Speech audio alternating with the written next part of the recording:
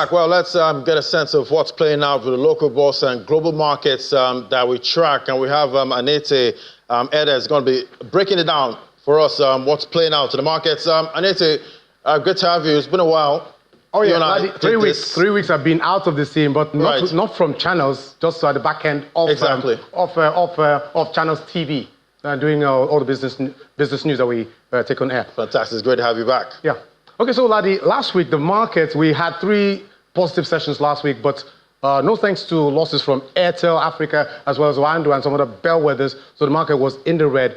But take a look at your board there, 0.29% intraday in the green, 97,505.15. You can see the fives there, 1, 2, 3. Wow. Isn't a magic quite number? Interesting. I'm sure there's some kind of significance to that, maybe, no? Yeah, for numerology there is, but I guess that number should be a lucky number, not like the number 13, which is an unlucky number. All right, so now let's get cracking with the market numbers. Most of the markets that we see on the African continent, they were mostly in the positive territory, except for the Johannesburg Stock Exchange All-Share Index, which was just down a tad, 0.01% at intraday. And of course, still very much in the comfortable at about that 85,000 level. And for the other markets that we track on the African continent, EGX30 in the green, 0.51%, that's about 0.5% at 31,554.80. And we see lots of bargain hunting all there at intraday for that market, for the Egyptian Stock Exchange and for the Nairobi Stock Exchange, the All-Share Index. This was for Friday's close. It was up by 0.22% at 115.59. Another 5 that we have there. 5 seems to be like a lucky number in my own dictionary. Okay, so now let's move a little bit still with the domestic market, but this time on the fixed income side of the market, where we'll be reviewing last week's activities. I also take a look at intraday activity and what to expect within this week. And we have Ayomide Odesonya, who is a fixed income dealer with FSDH Merchant Bank, to give us more details about that. Thank you for joining us, Ayomide. Yeah, thank you very much. Good afternoon. Okay. All right, so let's make it very, very concise and straight up to our viewers. Give us a little bit of details of what happened throughout the fixed income market last week, where we saw the first full trading week of November kickoff. Just give us details of it. Last week was majorly bearish, and I think that was driven by 2 significant events. So, on Tuesday, we saw, the OMO auction, and on Wednesday, there was the NTB auction as well. So markets had been expecting the OMO auction, and they oversold by about 1.44 trillion. I think the amount on offer was meant to be about 3 billion, and it closed at 24.28. Of course, this drove markets into a huge deficit. And the next day we had the NTB auction. The DMO oversold those by about 100 billion as well. So, we had 512 billion on offer, but 626 billion was sold at an all-time high of 23%. That's an implied yield of almost 30%. We started to see, yields climb back up in the almost space. And on NTB, because it was a really high level, 23% is the highest we've seen it print this year, I think historically as well. And so, there were some demands that came in that space. But in the bond space, we saw yields go up as well. So, market was largely illiquid. So we just had sellers, particularly at the mid end of the curve. And so yields climbed by about 40 basis points. So last week was largely bearish in the fixed income space. Okay, so now let's talk a little bit about last week, where we saw on Thursday, which is a day after or 2 days after the U.S. election came to a close. We saw the Bank of England as well as the U.S. Federal Reserves, both of the world's biggest central banks, cutting their interest rate. Now, what effect is that going to have on the Nigeria's fixed income market, especially when you look at Eurobond and so many other instruments exposed to this? The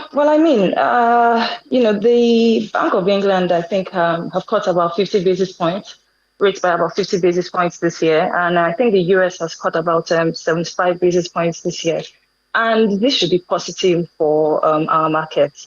The more we see rates taper down, it gives us, the opportunity to issue Eurobonds at cheaper funding cost. We're even seeing this across, over African countries. Angola that hasn't issued Eurobonds in a couple of years are already in talks about issuing, their Eurobonds. And I mean, if we can raise significant volume, say 4 to 5 billion, I think that would help, the CBN tackle the FX problem, which has been their major fight this year. And I think that can also help with the deficits that we're seeing in the budget. So, I mean, I believe, in the long term, what we might start to see is, yields taper down if we're able to get cheaper funding costs from Eurobonds and maybe some form of stability on the FX side as well. So, I mean, this should be positive for our markets. Okay, so now my final question with you. Well, intraday first, and then secondly, later this week, how is the intraday market activity? And then this week, they will be expecting the inflation rate. What are your expectations for the fixed income markets? Well, I mean, we can already see that, I expect some form of volatility, but that's majorly because of, the high yields that we're seeing in markets. I mean, markets will be largely bearish. People expect that, the inflation figures will print higher, seeing as, we keep on seeing an increase on PMS, which usually translates to every other thing. Next week, we also have, a bond auction. We have an NCB auction. There's also the MPC meeting, and I think, markets is expecting that they hike by about 25 to 50 basis points. So I expect markets to price that in, and we just see, yields climb up. So yeah, bearish sentiments majorly. Bearish sentiments. Well, some people wouldn't like to hear that, and some would like to hear that. But of course, we keep our attention, our focus, and our outlook for that. Thank you so much for your time. Ayomide Odesonya, fixed income market dealer with FSDH Merchant Bank. Thank you, sir. Okay, so from Africa, we move straight away. We fly over to the United States. Stock futures, yes, the US market is actually closed today for the Veterans Day, which comes just once in a while. But stock futures were looking in the green, taking up from that rally that we saw, what you call it, the Trump rally. Also, the markets, particularly the Dow Jones Industrial Average, it had climbed, hit an all-time highs, hitting the 44,000 level for the very first time. But for the stock futures, which is before the opening bell, which is sometime like tomorrow, the market is in the green, 0.34% at 44,293.00, while the S&P 500, 0.27%. Also, the NASDAQ index for the tech heavies, 0.23% in the green for that market. And finally, for the Asian markets, we see last week, China had announced some stimulus package to help it for some of the debts owed by the local governments there, but that did not spur the market. We across the board.